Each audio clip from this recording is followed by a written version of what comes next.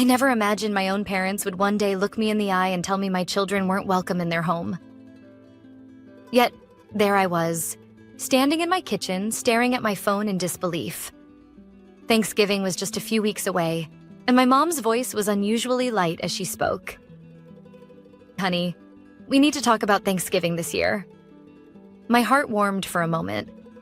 For all the tension that had existed between us over the years, I still longed for these family traditions. My kids, Emma and Lucas, adored their grandparents despite the distance that had formed. "Of course, Mom. What's the plan?" I asked, already picturing the way their house would be filled with the smell of roasted turkey, cinnamon, and the warmth of a family gathering. There was a brief pause, just long enough to send a chill down my spine. "Well," Mom continued, clearing her throat, "this year we're doing things a little differently. It's going to be a smaller dinner. Just adults, something more intimate." I frowned. "Oh, so no kids at all?" Another pause. Then, more hesitantly, "Well, no, not exactly." A cold knot twisted in my stomach. "What do you mean?" Mom let out a sigh, as if she were the one being put in an uncomfortable position. "Allie, we love your kids, we really do, but they're a bit, energetic. And honestly, we just feel like it would be better if you left them with a sitter this year." I gripped the edge of the counter. "So, just my kids? What about Daniel's?" Daniel, my older brother, the golden child, the one who could do no wrong in my parents' eyes even when he did. Mom hesitated, and that's when I knew. "Daniel and Sophie are coming with their boys," she admitted. "But you know how well behaved they are, Allie. They're just quieter, more refined. It's easier to have them at the table." A wave of heat flushed through me. I felt like I had been slapped, like the floor had suddenly been pulled out from under me. "They're just children," I said, my voice tight. "Emma is 7, and Lucas is 4. Of course they have energy, but they're sweet, and they love you." "We're just trying to have a peaceful evening," Mom replied, her tone clipped now, irritated that I wasn't just accepting this. "It's not personal, Allie. Not personal." I clenched my jaw, swallowing back the sharp words fighting to spill out. It wasn't just about Thanksgiving. It was the way they had always treated my children like an afterthought while putting Daniel's boys on a pedestal. The way they showed up at their school plays but never came to Emma's dance recitals. The way Christmas gifts were always just a little extra for Daniel's kids. And now, they weren't even hiding it. "I can't believe this," I whispered. "You're actually telling me that my kids aren't welcome, but Daniel's are?" "Oh, Allie, don't be dramatic." Mom sighed. "It's just one dinner. You and Liam are still invited, of course." I almost laughed at the absurdity. They wanted me there, but not the two people I loved most in this world. I swallowed hard. "No, Mom. If my kids aren't welcome, then neither am I." A long silence stretched between us. Then, Mom exhaled sharply, as if I were the one being unreasonable. "Suit yourself." And just like that, she hung up.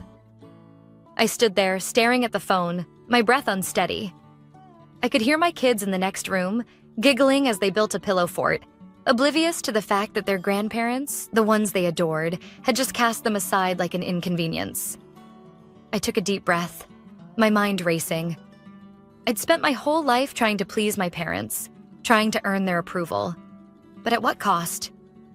And if I let them get away with this? If I went to that dinner while my children sat at home wondering why they weren't good enough? What kind of mother would that make me? I wasn't doing this anymore. They had made their choice. Now, it was time for me to make mine. And they would regret it sooner than they thought. The weight of my mother's words lingered long after the call ended. I stood in my kitchen, the quiet hum of the refrigerator filling the silence. My phone still clutched in my hand. My fingers trembled as I set it down, my heart pounding with a mixture of anger and sadness. I had always known my parents favored Daniel, but I had convinced myself that it wasn't as bad as it seemed, that deep down they loved all of us equally. But tonight, they had ripped away any illusion of fairness. They didn't even try to hide it anymore. They loved his children more. A sudden laugh, pure, carefree, echoed from the living room. I turned to see Emma and Lucas still playing in their pillow fort, completely unaware of the rejection that had just taken place. My chest tightened. They deserved better. I squared my shoulders and walked into the living room, forcing a smile. "All right, you two," I said, my voice steadier than I felt. "Who's ready for movie night?" Lucas immediately perked up. "Can we watch the one with the talking dog?" I scooped him up into my arms, kissing his soft curls. "Of course we can, buddy." But as we curled up on the couch, the anger inside me refused to settle. I had spent years trying to fit into my parents' world, playing by their rules, hoping that if I just did everything right, they would finally see me as equal to Daniel. But it had never been enough, and I was done trying. The next morning, I woke up to a text from my brother, Daniel. "Mom said you're being difficult about Thanksgiving. Why do you always have to make everything so dramatic?" I stared at the screen, my jaw tightening. Of course, she had already run to him. Me. "Oh, so she told you she uninvited my kids, but invited yours?" The typing bubbles appeared, then stopped. A minute passed before he finally responded. "Daniel. She just wants a calm dinner, Allie. You know how your kids can be a lot. A lot. Like they were a burden. Like they were something to be tolerated, not loved." Something inside me snapped. Me. "Enjoy your perfect Thanksgiving, Daniel. I won't be there." I turned off my phone before he could respond. They didn't want me or my children at their table? Fine. I wouldn't be part of their world at all. And they were about to find out what that really meant. For years, I had been the reliable one. The one who always helped when they needed something. When my parents needed someone to pick up their groceries, they called me. When their Wi-Fi stopped working, I was the one who drove over to fix it. When they wanted help organizing a family party, I was the one stuck making calls and running errands. And Daniel? He got to be the golden child, doing the bare minimum while reaping all the rewards. But if I wasn't part of their preferred family, then they weren't going to benefit from me anymore. A week before Thanksgiving, my mother called again. I debated ignoring it, but finally answered. "Hello?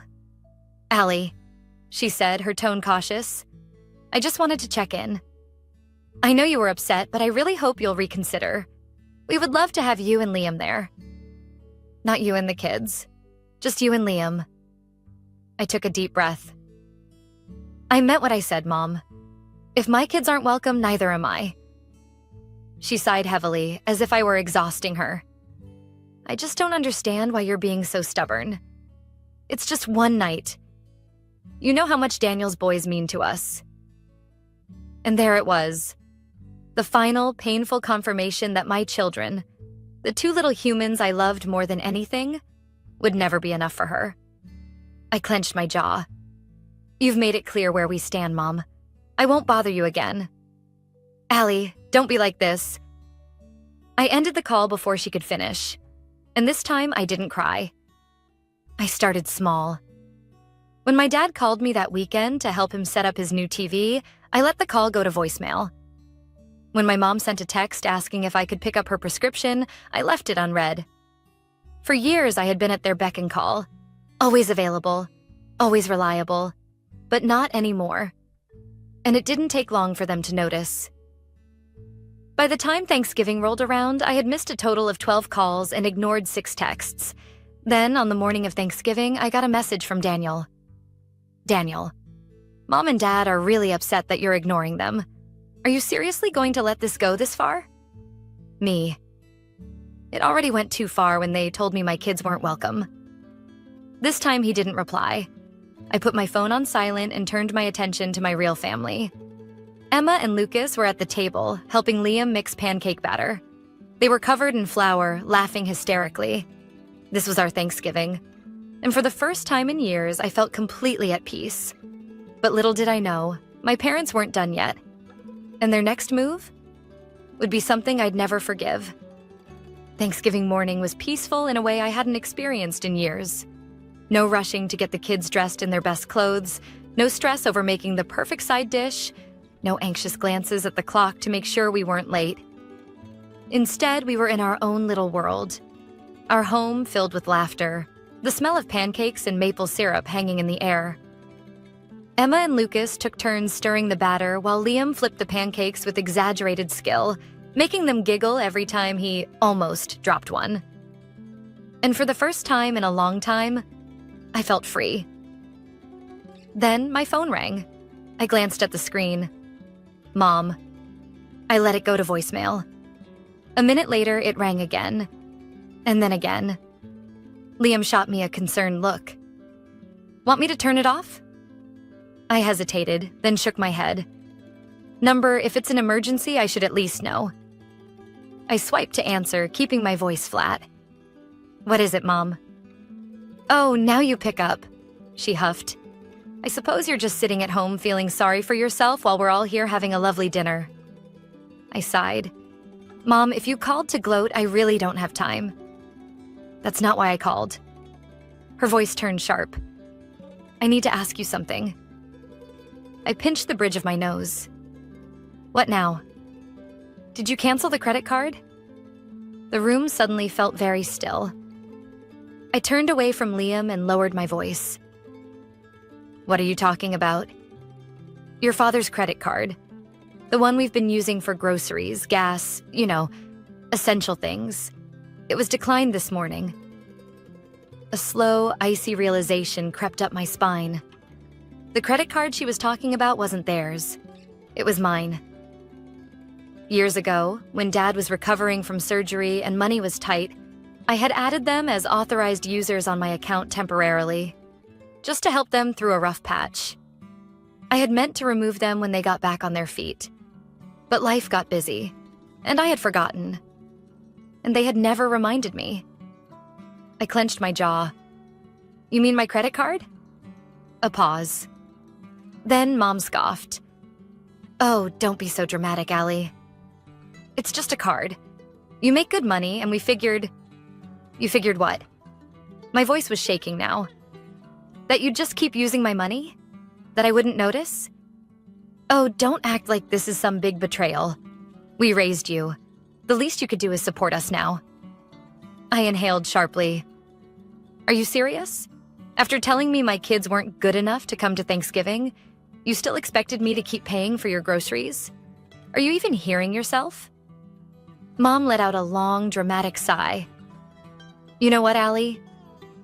This is exactly why we don't like having difficult conversations with you. You always overreact. Overreact. I was done.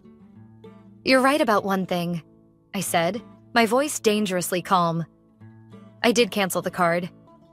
And since we're having honest conversations now, let me make something very clear. You won't see another cent from me. Ever. Mom gasped, as if I had slapped her. Allie, don't be ridiculous. I cut her off. And while we're at it, don't expect Christmas gifts, birthday gifts, or anything else either. You made your choice when you told me my kids weren't welcome. And now I'm making mine. Silence. Then, in a voice colder than I'd ever heard from her, she said, You'll regret this. And then she hung up. For a moment, I just stood there, gripping the phone so tightly my fingers ached. Then, slowly, I turned back toward the kitchen. Liam was watching me carefully. Everything okay? I forced a small smile. Yeah, I said, voice steadier than I felt. Just taking out the trash. He didn't ask any more questions. We spent the rest of the day in our own Thanksgiving, watching movies, baking cookies, playing board games. And for the first time in years, there was no underlying stress. No need to walk on eggshells. No pressure to be someone I wasn't. But as peaceful as it was, something told me this wasn't over. And I was right. Because my parents weren't just going to let their golden source of money walk away. And their next move would prove exactly what kind of people they really were. The silence from my parents didn't last long. 3 days after Thanksgiving, my phone lit up with an incoming call. Daniel, I debated ignoring it, but curiosity got the best of me. I exhaled sharply and answered, "What do you want?" "What the hell, Allie?" he snapped, skipping any pleasantries. "Mom just called me in tears saying you cut them off. What is wrong with you?" I closed my eyes, pinching the bridge of my nose. "Did she also tell you that they've been using my credit card for years without my knowledge?" A pause. "Well, she said you were helping them out." "Helping them out?" I let out a humorless laugh. "Daniel, they've racked up thousands of dollars on my account, without asking, while treating my kids like garbage. But sure, let's act like I'm the bad guy here." He sighed, clearly trying to control his frustration. "Look, I get that you're mad, but cutting them off completely? That's extreme." "You mean the way they completely excluded my children from Thanksgiving?" I shot back. "They just wanted a peaceful evening, Allie. Mom said your kids can be a little wild." My grip on the phone tightened. "Oh, I see. So they can use my money, but my kids aren't good enough for their table?" "Got it." He groaned. "You're twisting this." "No, Daniel. I'm finally seeing it for what it is." There was a long pause. Then his voice turned calculating. "Look, maybe we can work something out. What if you just kept helping them but set limits? Like a smaller monthly transfer? That way, no one has to suffer over a misunderstanding." A cold laugh bubbled up in my throat. "Let me get this straight. You want me to keep sending them money after they literally told me they love your kids more than mine?" "They didn't mean it like that," he grumbled. "They said it, Daniel." He had no response for that. After a moment, his voice turned stiff. "Fine. If you want to be selfish, that's on you. But don't expect Mom and Dad to forgive you anytime soon." I smirked, shaking my head. "I'll survive." Then, before he could argue, I hung up. For the next few weeks, my parents played the silent treatment game. No calls, no texts. I figured they were hoping I'd cave, come crawling back, begging for their approval like I always had. But what they didn't realize was that for the first time in my life, I didn't need it anymore. And just when I thought they'd finally given up, they pulled one last, desperate stunt. It was the week before Christmas when the letter arrived. Liam found it in the mailbox, his brow furrowing as he read the sender's name. "It's from your parents." I stiffened. "Oh, great. Let me guess. Guilt, manipulation, or straight-up gaslighting?" He smirked. "Why don't we find out?" I took the envelope, my stomach twisting as I tore it open. Inside was a formal legal document. My breath caught as I read the words. They were demanding reimbursement for years of emotional and financial support. I let out a disbelieving laugh. "You've got to be kidding me." Liam took the letter, scanning it quickly. "They're saying you owe them for raising you and for all the financial sacrifices they made for your well-being." He looked up, jaw tightening. "Are they actually trying to bill you for your own childhood?" Apparently they were. They had even included itemized costs, things like food, clothes, school supplies, medical expenses, from when I was a child. And at the bottom of the page, a final sum. $78,542. I blinked. They seriously think I'm going to give them nearly 80 grand? Liam scoffed. They must be desperate. I exhaled slowly, anger burning through me. This wasn't about money. This was control. A final, desperate attempt to pull me back into their grip. I looked at Liam, my mind already made up. I think it's time I pay them a little visit. The next day, I drove to my parents' house, gripping the letter in my hands. I knocked, and when Mom opened the door, her face immediately hardened. "Oh, so now you show up." I didn't rise to the bait. I held up the letter. "You seriously thought this would work?" She folded her arms. "It's what's fair." I let out a sharp laugh. "Fair? You want to charge me for being your child while expecting free money from me for the rest of your lives?" Dad appeared in the doorway, his expression smug. We sacrificed a lot for you, Allie. And now you're abandoning us. I stared at them, shaking my head. No, Dad. You abandoned me. When you made it clear that my kids weren't good enough. When you lied and stole from me. When you put a price tag on my worth. Mom's lips pressed into a thin line. If you don't want to pay, then I guess we'll have to involve lawyers. I met her gaze, unfazed. Go ahead. She blinked. What? I crossed my arms.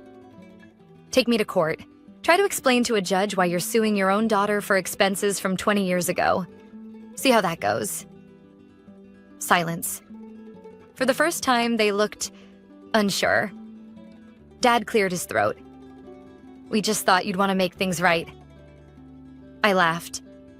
Oh, I am making things right. Right now. I ripped the letter in half, watching their eyes widen. I am done being your personal ATM.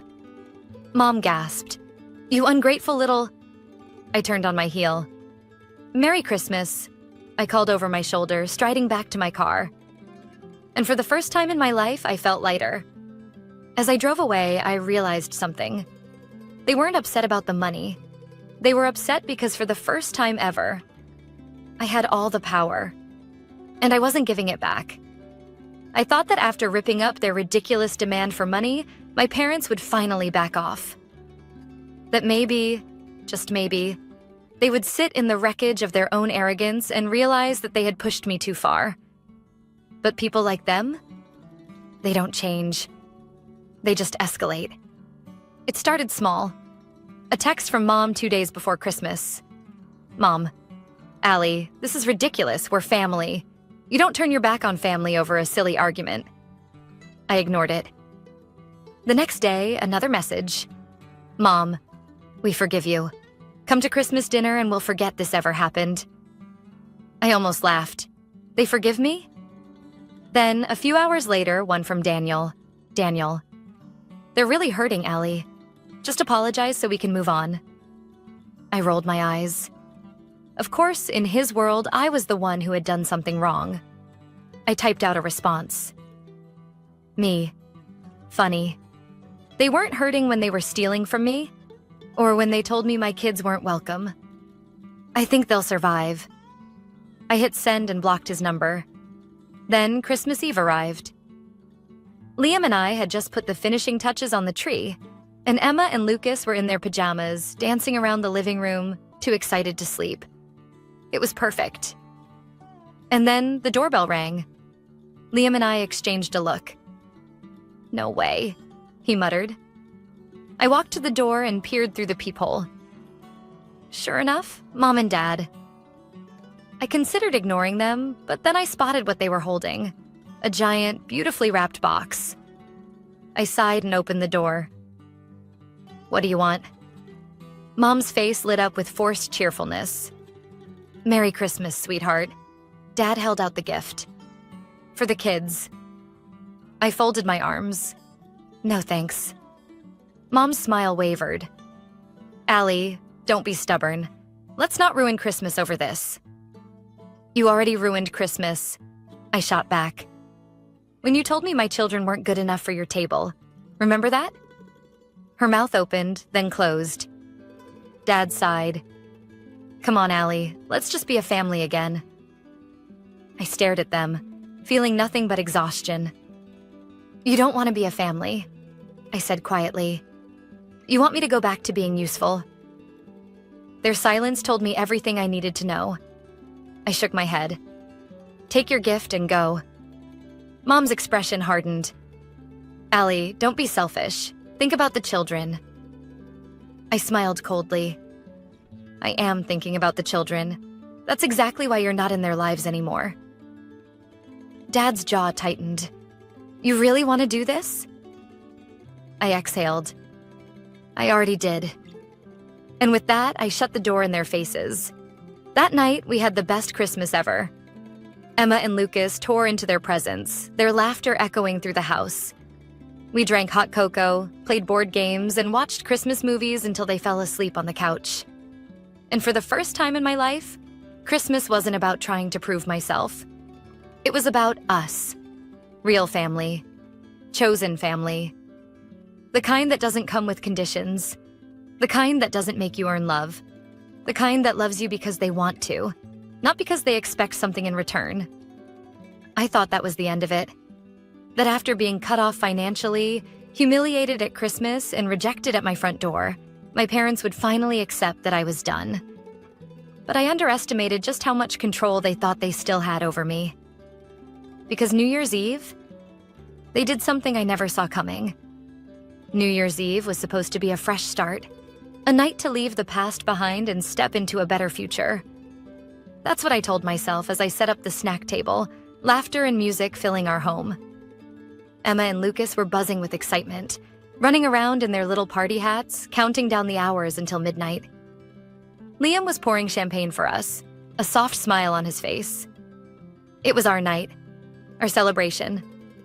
And then, the knock. I froze, my stomach twisting. Liam glanced at me. "You think?" I already knew. I walked to the door, took a deep breath, and opened it. And there they were.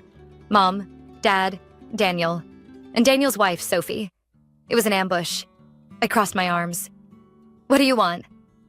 Mom smiled, but it was the same forced, sugary tone she always used when she wanted something. "We just want to talk." "No thanks," I said flatly. Dad sighed. "Allie, enough. You've made your point. Now let's fix this before things go too far." I narrowed my eyes. Too far? What does that even mean? Mom exchanged a look with Daniel. "We just don't want this to affect the kids." Something about her tone made my skin crawl. "What are you talking about?" Daniel stepped forward, arms crossed over his chest like he was the one who had been wronged. "Mom and Dad have been talking to a lawyer." A cold wave of dread rolled through me. "A lawyer?" I repeated slowly. Mom nodded, her eyes gleaming with false sympathy. "We're just worried, Allie. You've cut your children off from their real family over a silly misunderstanding. That's not fair to them." I felt my pulse pound. "What are you trying to say?"